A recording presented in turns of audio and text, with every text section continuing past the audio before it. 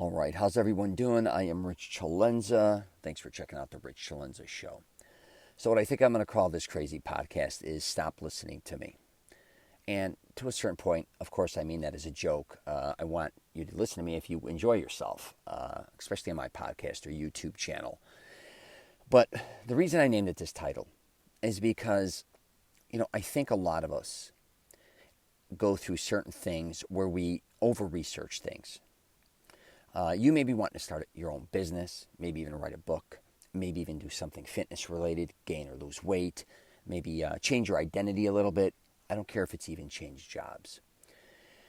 The thing I think that paralyzes a lot of people, it's not only not having the knowledge to do it, but almost overanalyzing it.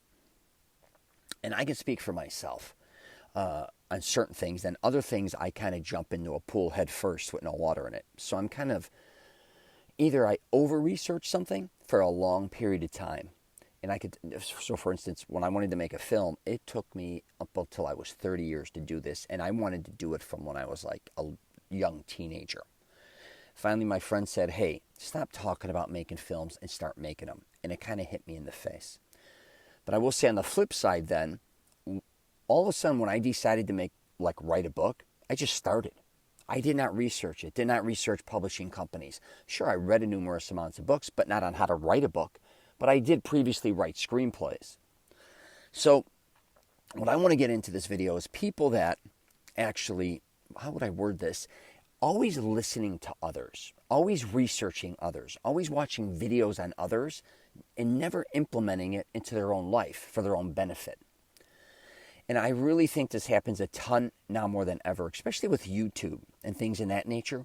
A lot of us, or even social media, we're watching all these people doing a lot of things we want to do. We may even research them and never implement it into our own lives. It's almost like we're vicariously, to a certain degree, following others. And I think this happens especially with a lot of superstars or celebrities. And I don't even mean celebrities as in actors, musicians and all that. Just people that you may follow. Could be somebody who does podcasts. Could be a YouTuber. Could be somebody who does any type of social networking, right? You may also read a lot of their books, right? You may, again, not only watch video, you may follow their Twitter, follow their social media. Whatever the case may be, there's something that you may want to do in your life, but it's almost like you put in all these other obstacles for you not to do them. And I also see a lot of times with people, say you like to read, which is wonderful. I'm not telling anybody to stop reading, okay? But a lot of times you may be somebody who likes to read, and say again you want to start your own website. I'm just using for an example. So you read upon it. You read some more. You may even go take a class in how to develop a website. You may do one online. You may go to a university.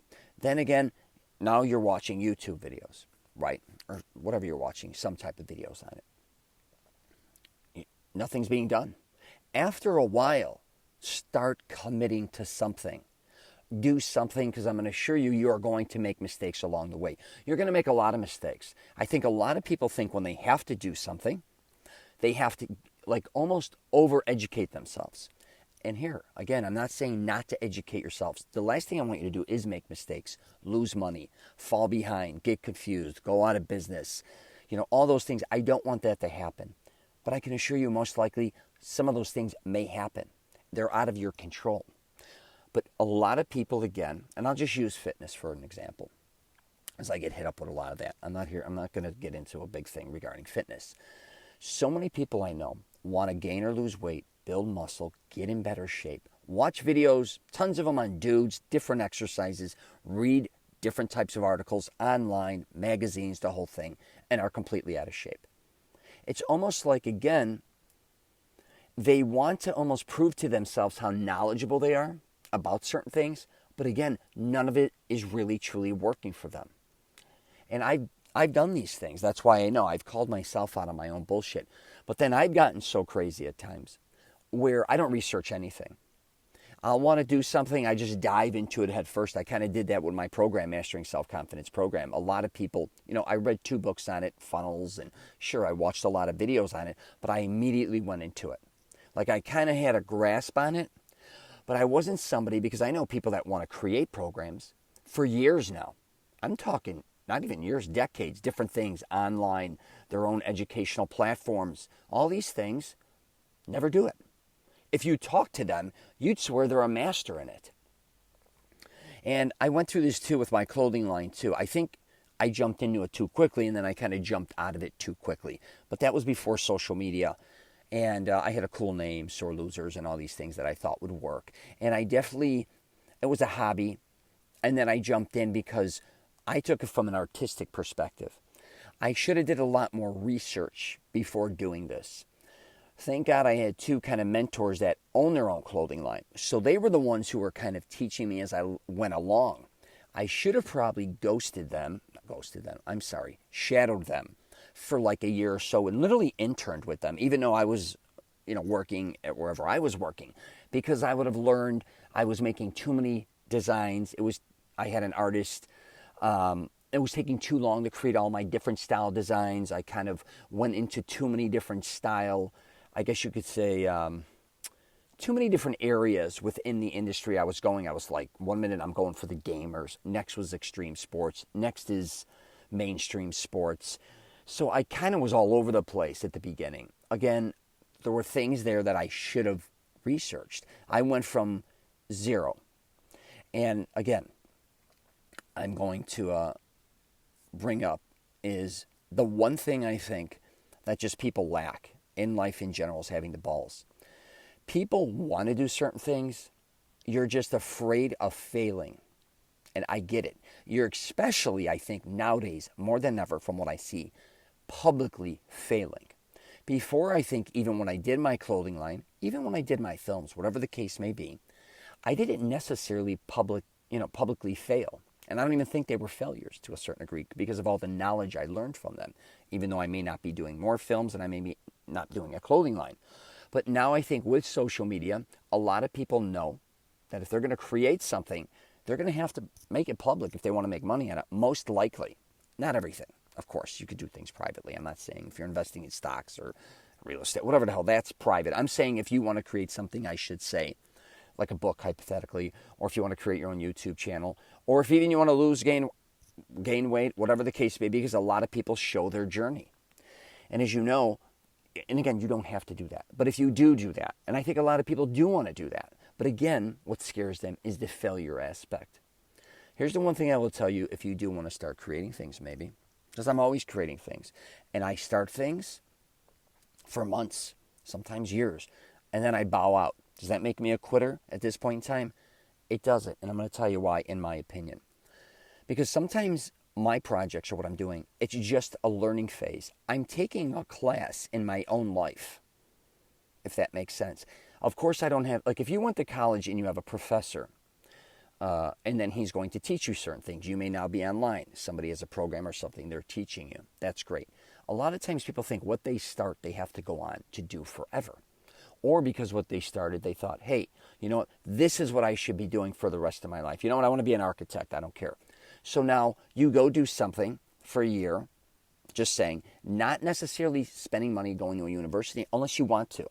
Maybe just researching it on your own, like for a while, educating yourself the way you want to be educated, and then take it from there. You should start to begin something, but at the same time, if it's not for you, which I think what happens is a lot of people sometimes just are like, wow, this isn't for me, and they try to fight through it. Kind of go where your energy I always talks about leads you. You may start off wanting to be an architect, and before you know it, you're just kind of like, I didn't necessarily want to, maybe design homes. I just want to buy them. Go that way. Learn how to do that. Learn how to pivot and do these things, but make the move. Don't get paralyzed, because I think some people may want to start something. Again, I want to be an architect. You're trying to be an architect, and then you're like, man, this is too hard. Or this takes too long. Or actually, this is a lot boring than I thought it was. They bow out.